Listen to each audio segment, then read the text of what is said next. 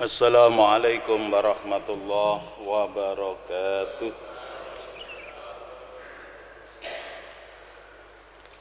Bismillah, alhamdulillah, wassalatu wassalamu ala rasulillah wa ala alihi wa sahbihi wa mawalah, amma ba'd.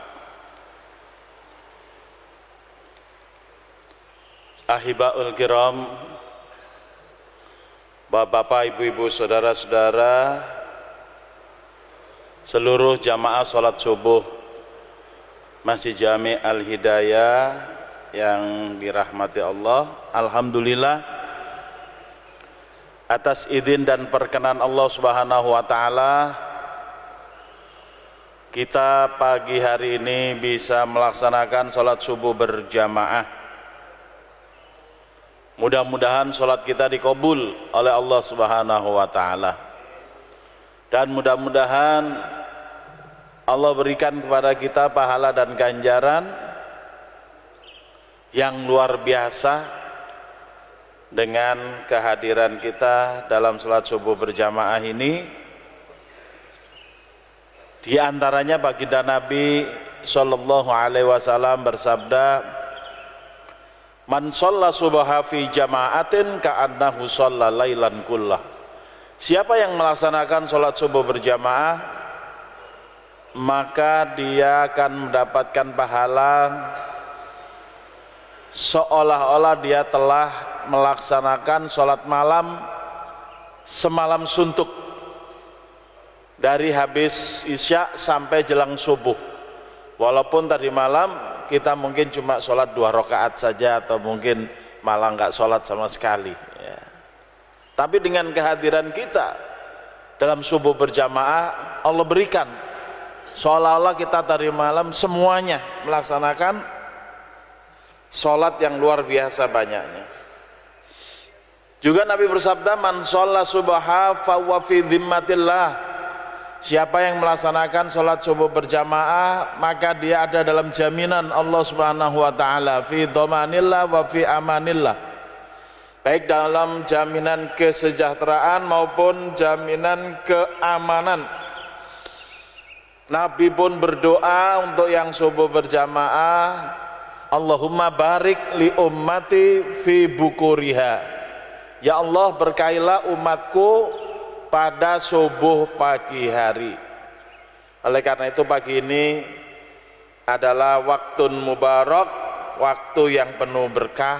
Mari kita manfaatkan untuk taklim. Insya Allah pagi hari ini judulnya adalah Islam dimenangkan atas din-din yang lain, atau Islam ya'lu wala yu'la alaih.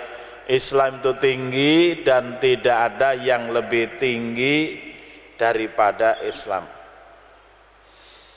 Dalilnya adalah surah At-Taubah ayat 33. Sebelum saya terangkan lebih lanjut, barangkali ada qori yang mau membacanya. Mana ini qori Al-Hidayah ini? Masjidnya sudah bagus, qorinya entah pada kemana ya. Hah? Kenapa? Surah At-Taubah ayat 33. Udah sering kita baca ya. Oh, ini qorinya Pak Hasan.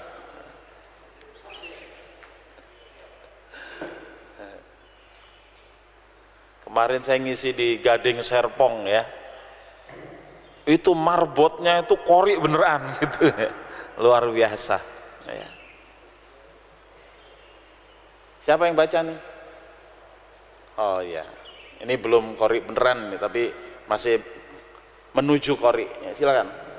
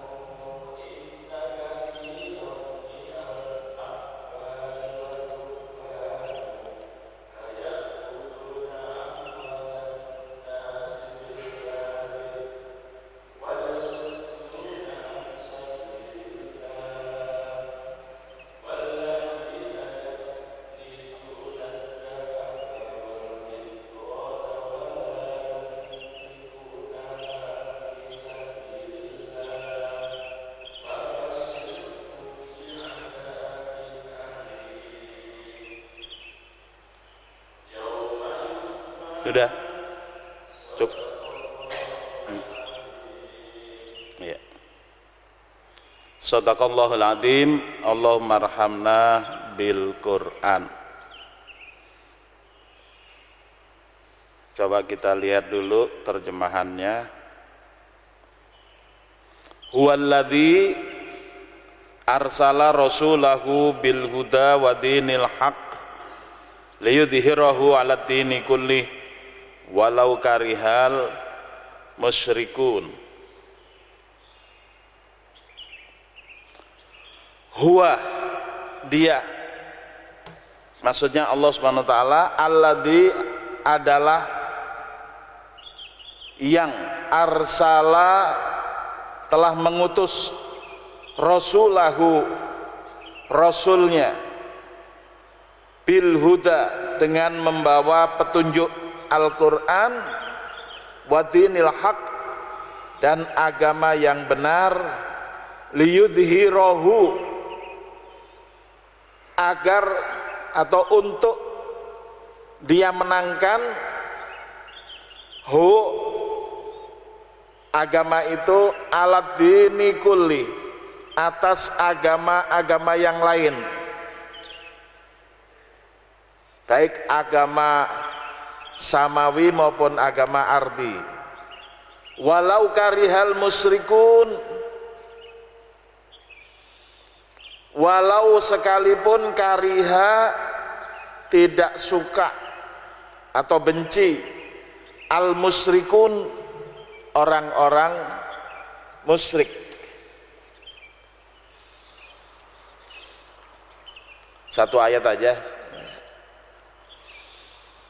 Kita lihat di situ menurut Jalalain, huwallazi arsala rasulahu Muhammadan sallallahu alaihi wasallam. Dialah Allah yang telah mengutus rasulnya, yakni Nabi Muhammad sallallahu alaihi wasallam. Ini penting, pernyataan Allah Subhanahu wa taala bahwa dia telah mengutus Nabi Muhammad sallallahu alaihi wasallam. Rasulahu dalam ayat itu yang ada dalam Al-Qur'an surah At-Taubah ayat 33 ini adalah Nabi Muhammad sallallahu alaihi wasallam. Karena yang mengutus nabi-nabi sebelumnya juga adalah Allah Subhanahu wa taala. Yang menurunkan kitab-kitab sebelumnya juga Allah Subhanahu wa taala. Ada kitab Taurat diturunkan kepada Nabi Musa, ada kitab Zabur diturunkan kepada Nabi Daud, ada kitab Injil diturunkan kepada Nabi Isa, dan Al-Quran diturunkan kepada baginda Nabi Muhammad sallallahu alaihi wasallam. Apa beda antara kita dengan umat-umat sebelumnya? Secara prinsip, secara pokok itu tidak ada bedanya. Jadi umatnya Nabi Musa itu juga disebut ahli kitab, kita pun juga disebut ahli kitab. Hanya kitabnya, kalau umat Nabi Musa kitabnya kitab Taurat, kita kitab Al-Quran. Kita pun wajib mengimani Nabi Musa. Umatnya Nabi Isa diturunkan kepadanya kitab Injil. Kita beriman juga kepada Nabi Isa alaihi salam. Hanya bedanya umat Nabi Musa itu Islamnya di zaman Nabi Musa. Tapi ketika ketemu Nabi Muhammad mereka murtad. Kalau mereka tidak murtad, maka mereka pasti beriman kepada Nabi Muhammad sallallahu alaihi wasallam. Contohnya di Madinah itu ada sebagian orang-orang Yahudi yang merujuk kepada Nabi Musa alaihissalam, mereka masuk Islam. Ya. Hal itu diterangkan di dalam surah Ali Imran ayat 110. Allah Subhanahu wa taala berfirman, kuntum khaira ummatin ukhrijat linnas ta'muruna bil ma'ruf wa tanhauna 'anil munkar wa tu'minuna billah. Nah, biasanya dai-dai membaca ayat itu sampai di situ aja, padahal itu belum habis ayatnya, itu masih ada kelanjutannya. Walau amana ahlul kitabi lakana khairal lahum minhumul mu'minun wa aksaruhumul fasikun. Walau amana ay walau aslama, kalau sekiranya masuk Islam, beriman yakni masuk Islam, ahlul kitab baik orang Yahudi maupun Nasrani, kalau seandainya mereka masuk Islam, lakana khairal lahum, sungguh itu baik buat mereka. Tapi minhumul mu'minun, sebagian kecil mereka beriman kepada Nabi Muhammad dan Al-Quran, wa aksaruhumul fasikun, namun kebanyakan mereka fasik, yaitu kafirun. Nah, jadi dalam hal ini arsala rasulahu adalah Muhammad SAW bil huda wa dinil haq, dengan membawa petunjuk, wa dinil haq, dan din yang benar, yaitu dinullah, liyudhirahu yu'lihi, agar Allah tampilkan, Allah menangkan, yu'lihi, Allah tinggikan, ala dini kulli, atas seluruh agama, jami al adyani al mukhalifah lahu, atas seluruh agama yang bertentangan dengannya. Jadi yang bertentangan dengannya tentunya adalah pertama agama ardi, ya, agama bumi yang tidak ada rasulnya, gitu ya, yang tidak ada Rasulullah yang diutus oleh Allah SWT, dan juga agama samawi tapi sudah mengalami perubahan. Walau karihal musyrikun, sekalipun orang-orang musyrik tidak suka hal itu. Ini menurut keterangan Jalalain. Menurut keterangan Ibnu Abbas, walladzi arsala rasulahu Muhammadan alaihi salatu wassalam bil huda bil Quran wal iman, dengan petunjuk, maksudnya adalah dengan Quran dan iman. Wa dinil haq, dan dinul haq yaitu dinul Islam, syahada alla ilaha illallah, adalah kesaksian la ilaha illallah, liyudhirahu ala dini kulli, liyudhira dinil Islam alal adyan kulliha min qabli antakum as-sa'ah, agar Allah menangkan dinul Islam ini atas din-din yang lain, seluruh din, jamaknya adyan, sebelum hari kiamat. Jadi sebelum hari kiamat nanti dinul Islam akan menang kembali. Dinul Islam sudah dalam fakta sudah pernah menang atas din-din yang lain pada tahun 15 Hijriah dengan ditaklukkannya Romawi dan Persia pada masa Khalifah Umar bin Khattab. Kemudian mengalami pasang surut sampai nanti menjelang kiamat din Islam akan mengalami kemajuan yang luar biasa. Kita nggak tahu persis apakah nanti terjadinya perubahan itu tahun depan atau depannya lagi, nggak tahu persis. Tapi yang pasti fenomena hari ini berkembang, ya. Bapak-bapak pernah melihat sekarang Raja Inggris siapa, Pak? Raja Inggris siapa? Raja Charles. Raja Charles kemarin beredar fotonya. Dia duduk bersama permaisurinya. Siapa permaisurinya?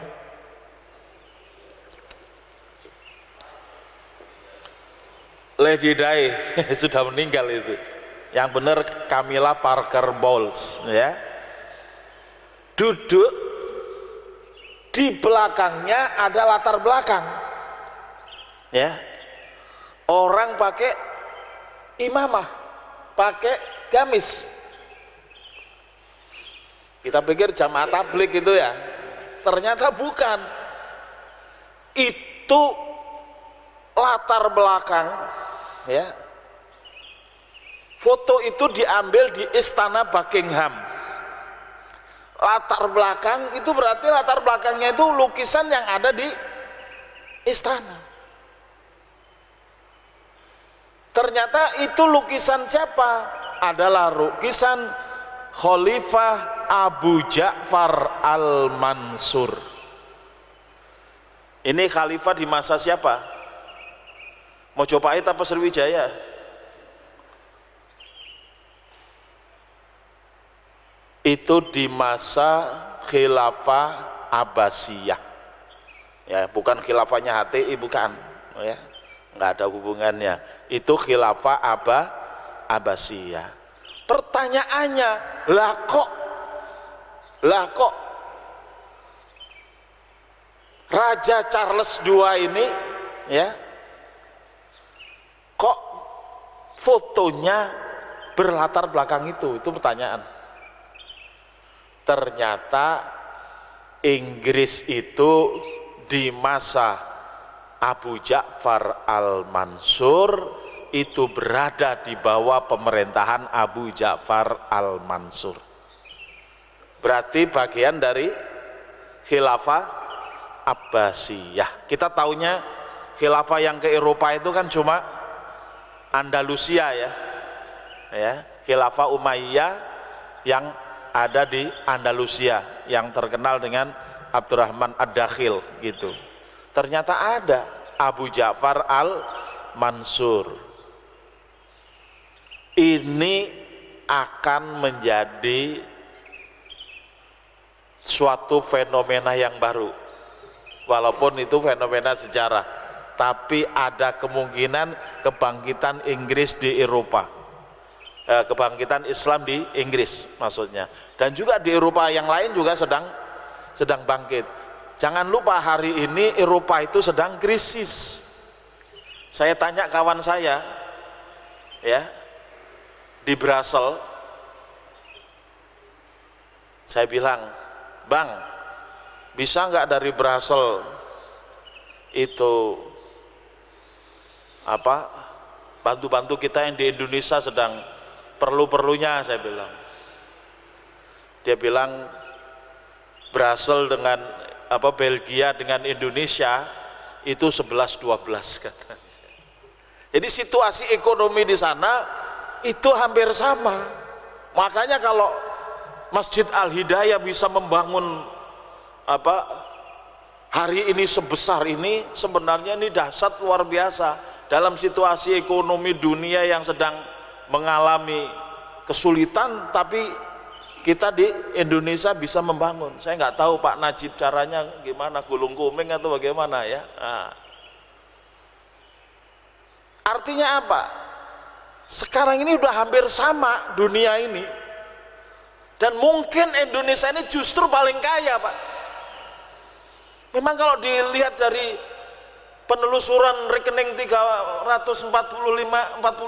triliun, ya kaya sebenarnya Indonesia ini. Cuma kayanya dalam rekening itu masalahnya. Ya. Tapi sebenarnya saya sangat gembira tadi dengan pengumuman Pak Anton tadi.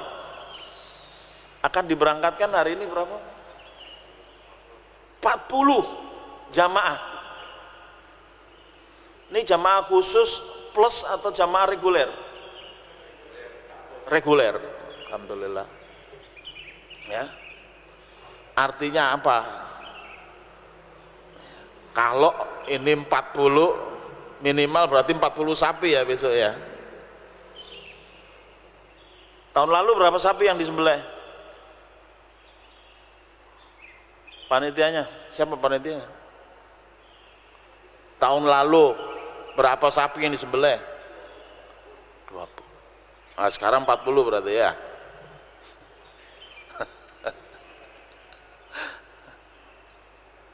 Artinya apa? Kita ini punya din yang betul-betul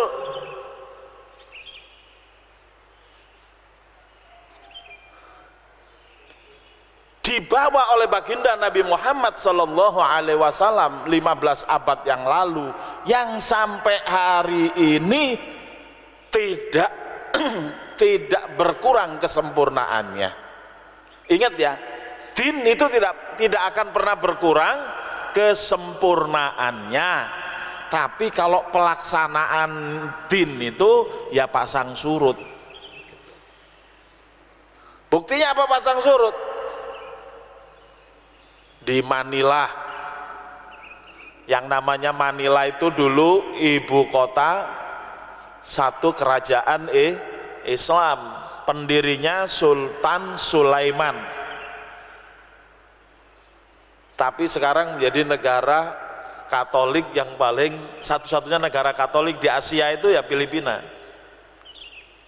Dulunya itu negara Islam, Pak, kerajaan Islam di masa Sultan Sulaiman, pendiri negara, pendiri kota Manila. Lalu Andalusia dengan bangkitnya bangsa barbar, lalu menyeberang dari Maroko ke Spanyol, 18 abad Islam bercahaya di sana, yang kemudian membangkitkan Renaissance Eropa. Tapi kemudian surut lagi ya. Sekarang di sana menjadi objek wisata, masjid-masjidnya menjadi objek wisata. Kalau ada yang mau pengen ke sana, ada teman saya yang punya 45 juta katanya. Saya nggak tahu itu kemahalan apa enggak ya. Tapi kalau ingin tahu bekas-bekas, karena orang Bogor ini termasuk punya kewajiban paling utama, punya kewajiban mengembalikan Islam di sana. Karena Andalusia itu kan milik Anda, milik elu, dan milik Siak kan ya, Andalusia. Jadi mereka-mereka yang menggunakan istilah Anda, elu, dan Siak paling bertanggung jawab begitu. Nah, sementara kita bisa survei dulu, kita kunjungi dulu. Nanti kalau sudah kuat, kalau sudah terjadi kebangkitan dari timur, katanya kebangkitan dari timur itu dari Indonesia. Ya mudah-mudahan aja dari Al-Hidayah ini ya, dimulai dari 40 orang yang pergi haji. Dan haji itu rupanya merupakan syiar Islam yang terbesar ya. Kalau puncaknya Islam itu jihad, tapi syiar terbesar adalah haji. Coba kita bayangkan syiarnya haji, begitu di Mekah, di sana wukuf ya, di Arafah, kemudian besoknya seluruh dunia sholat Idul Adha. Setelah sholat Idul Adha semua menyembelih hewan kurban.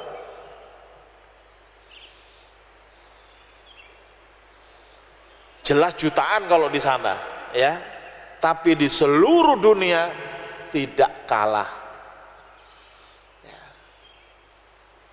Yang dianjurkan Idul Adha atau kembali berkurban itu tiap kepala keluarga 1 ekor kambing minimal ya. Kalau Pak RT mestinya atau Pak RW mestinya sudah bukan kambing lagi, mestinya sapi gitu. Ada Pak RT-nya sih. Iya, mestinya kurbannya ya RT RW itu sapi mestinya ya. Sama ketua DKM juga gitu ya. Nah, Ya kalau nggak bisa sendirian ya bareng-bareng lah gitu, bertujuh.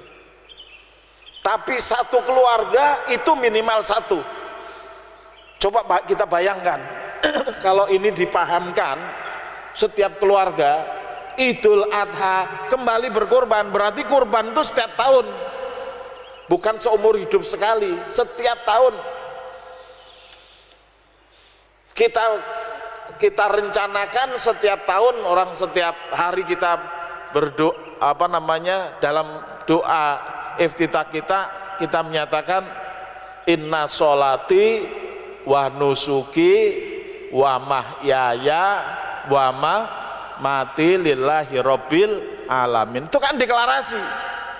Inna sholati, sesungguhnya sholatku, wa nusuki. Nah, kebanyakan di sini diartikan dan ibadahku. Tapi nusuk, kalau kita lihat dalam Al-Quran, itu artinya adalah kurban.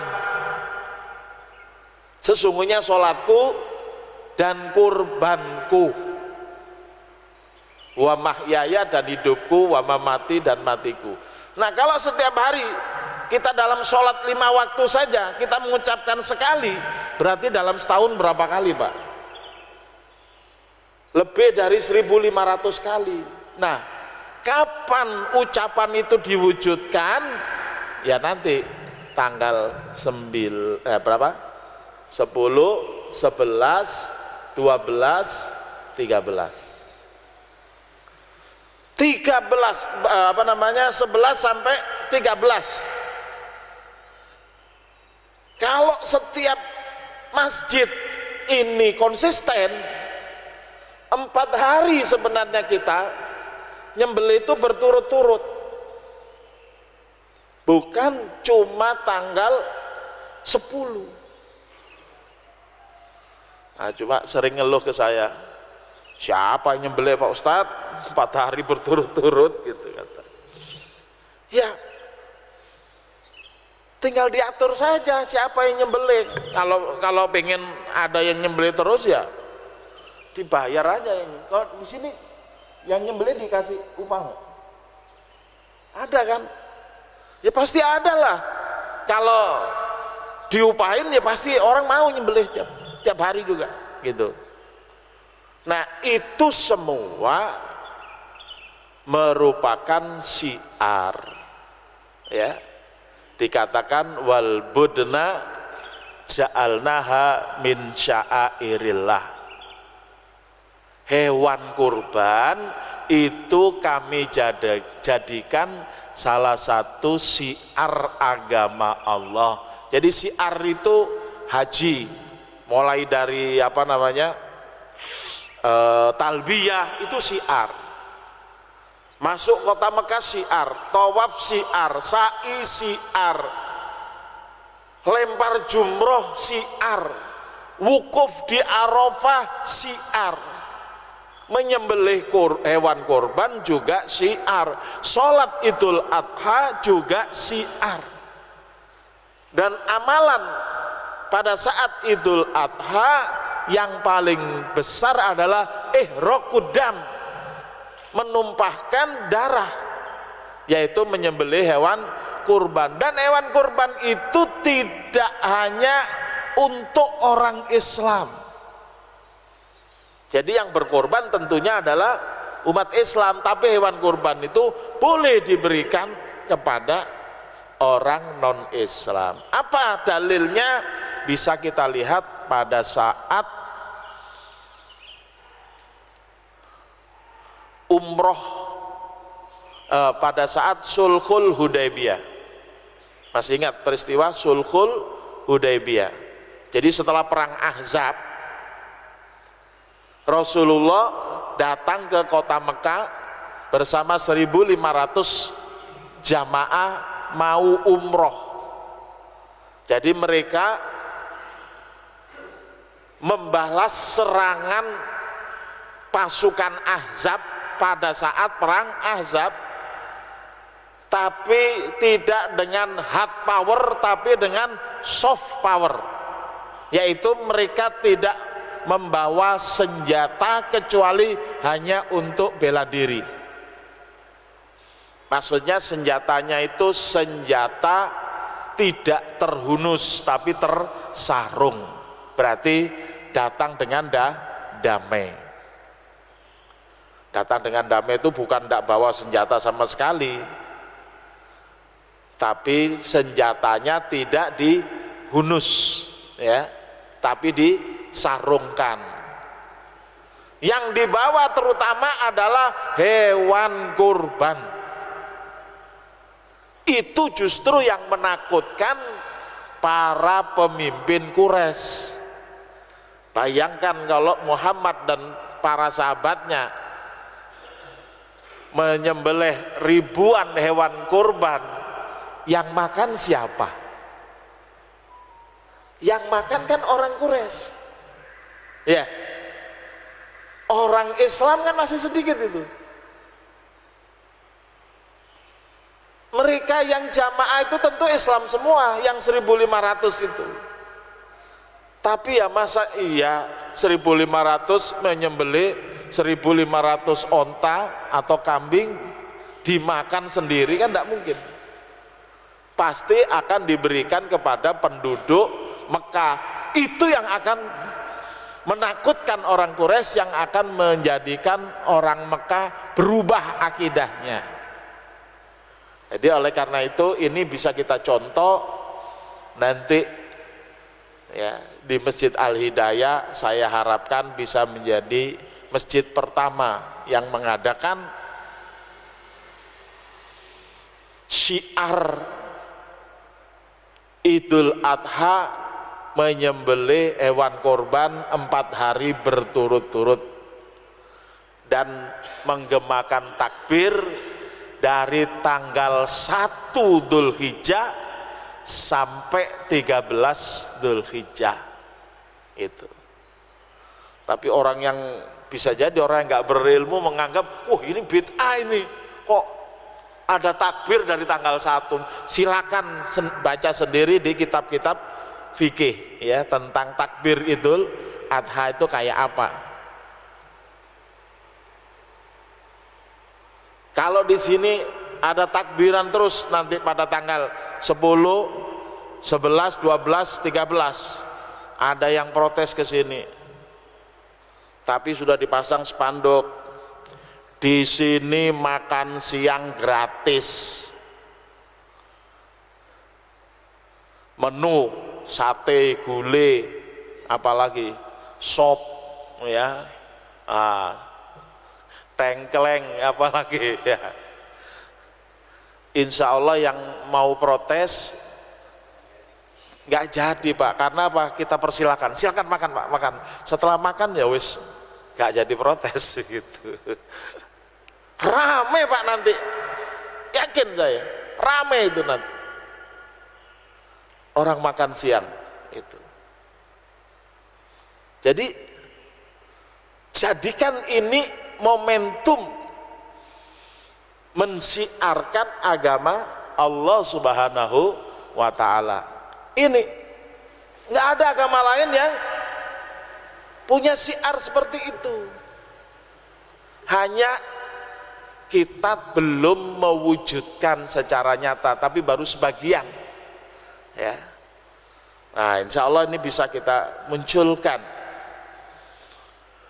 Kalau kita lihat dalam firman Allah yang sering saya sampaikan, alladzina immakannahum fil ard aqamus shalah wa atawuz zakah wa amaru bil ma'ruf wa nahau anil munkar walillahi akibatul umur. Itu pun surah Al-Hajj. Jadi ini peristiwa haji. Dalam surah Al-Hajj ayat 41 Allah berfirman, alladzina immakannahum fil ard, orang-orang yang kami kokohkan kedudukan mereka di muka bumi. Dalam tafsir dikatakan alladzina nasornahum ala aduwihim, yang kami tolong mereka, kami menangkan mereka atas musuh-musuh mereka. Pertama melakukan aqamus shalah, mereka menegakkan sholat jamaah. masjid kita mampu mewujudkan sholat jamaah subuhnya seperti sholat Jumat, itu dahsyat. Lalu yang sholat subuh berjamaah sambil setiap subuh memasukkan sedekah yang kemudian malaikat mendoakan setiap subuh.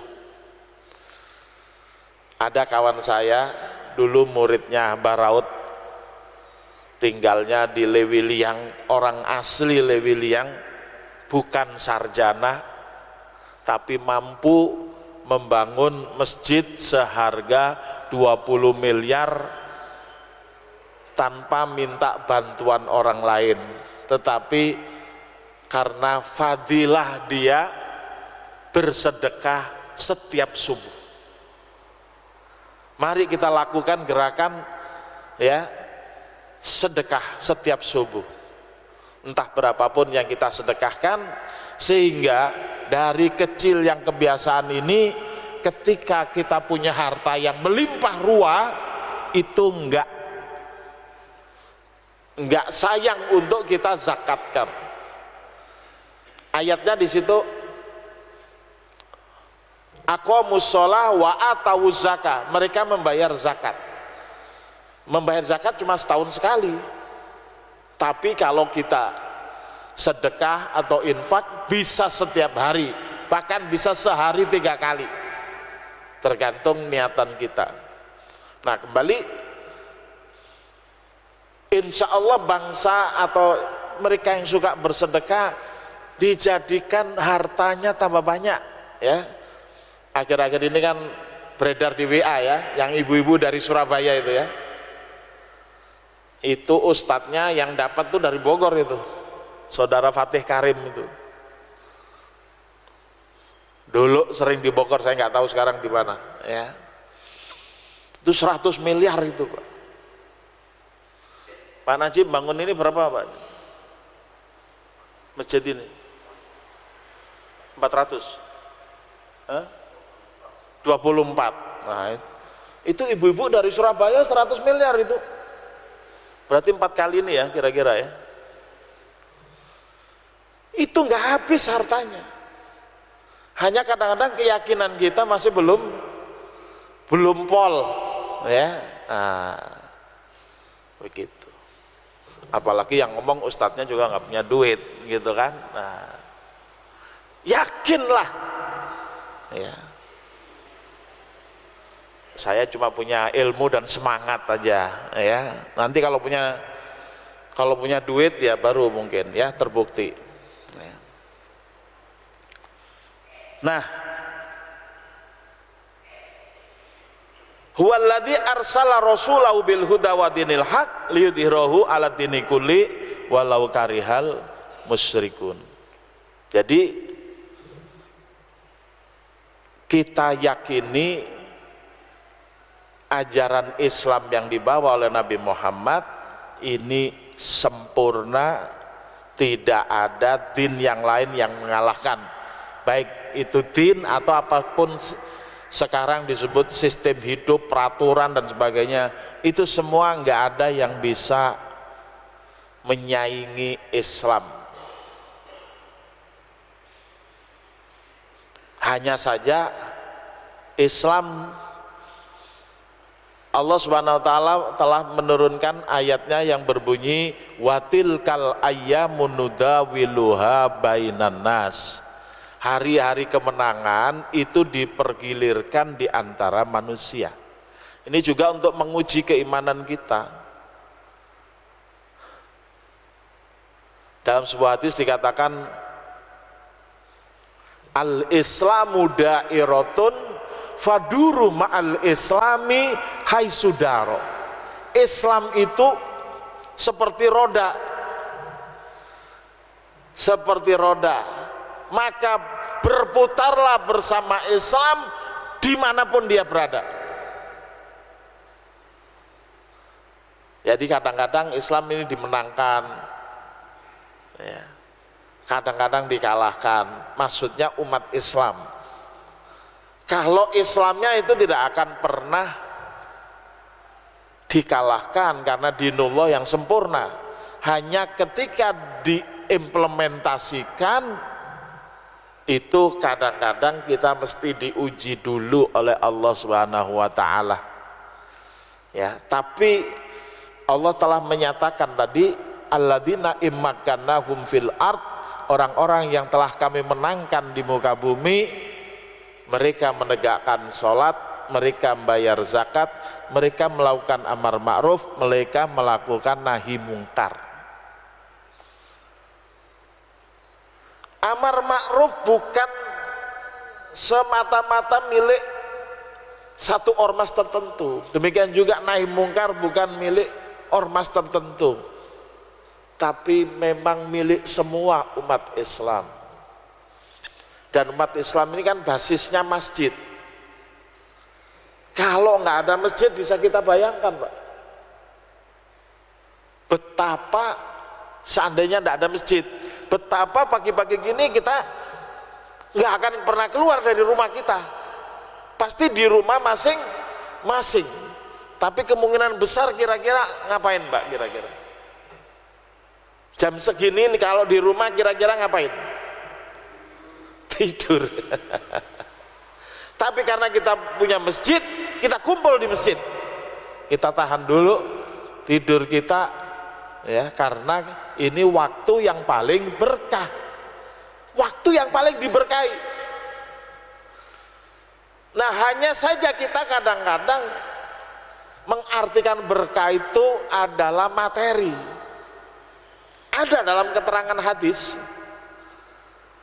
seorang tajir, bisnismen yang selalu menjalankan bisnisnya, memperjalankan kafilah dagangnya itu setelah sholat subuh, dan dia mendapatkan keuntungan yang luar biasa, sehingga apa ya, kalau bahasa Jawanya itu duitnya itu telecean di rumahnya. Apa itu Pak Pak Barga? Telecean itu apa ya? Ya, berserakanlah gitu ya di ini, karena nggak ada bank waktu itu di zaman Nabi ini. Kalau kita yakini luar biasa, yang ternyata yang pergi-pergi haji banyak yang dari desa-desa, nenek-nenek yang nggak bisa bahasa Indonesia, ya, hanya bisa bahasa Jawa. Itu ternyata apa? Petani. Dan banyak petani-petani di Jambi, saya waktu pergi umroh itu petani, tapi duitnya lebih banyak daripada orang kota gitu. Nah, karena orang kota kan kebanyakannya pegawai, ya pegawai itu terbatas lah. Tapi kalau petani, pedagang, nah mungkin kita harus berpikir mengembangkan uang kita itu, jadi jangan cuma disimpan di rekening Pak. Sekarang gampang ketahuan Pak, rekening Pak terbukti itu ya ada berapa, 349 triliun ya transaksi yang mencurigakan kata PPATK. Nah itu gara-gara di rekening itu ya. Jadi jangan simpan uang di rekening ya, tapi simpenlah misalnya di desa-desa ya yang ada di sekitar Bogor ini, pasti harta kita berkembang ya. Mari kita tekadkan, kalau dapat rezeki ya kita simpen, ya kita kembangkan dengan untuk beternak kambing misalnya, atau ikan atau apa yang lain. Tapi banyak yang nggak jujur Pak Ustadz, itu harus kita atasi itu, agar saudara-saudara kita itu menjadi jujur. Kan memang harus ada kontrol kan, jadi jangan langsung ke petaninya, coba ke DKM yang ada di desa-desa juga, supaya DKM itu memiliki apa, harta yang cukup untuk bisa mengembangkan program-program di desa-desa itu. Nah, di sini fungsi Masjid Al-Hidayah bagaimana mengembangkan harta jamaah untuk bisa dikembangkan di desa-desa. Saya kira kalau dari segi fisik ya udah sangat sempurna lah ini, tapi tinggal bagaimana kegiatan-kegiatan kita bisa menjadi memandu jamaah-jamaah yang ada di sekitar kota Bogor ini, sehingga tampilnya dinul haq untuk mewujudkan kalimat liyudhirahu ala dini kulli, agar Allah menangkan atas din yang lain. Nah, mudah-mudahan bisa mengemban misi ini cuma menjalankan satu ayat saja ya. Bagaimana itu kita wujudkan? Mari kita bekerja bersama-sama dalam rangka mencapai ridho Allah Subhanahu wa ta'ala. Mudah-mudahan Allah berikan taufik dan hidayah kepada kita sekalian. Mari kita tutup kajian kita dengan membaca doa kafaratul majelis. Subhanakallahumma wa bihamdika asyhadu alla ilaha illa anta astaghfiruka wa atubu ilaik wa lafu minkum. Wassalamualaikum warahmatullahi wabarakatuh.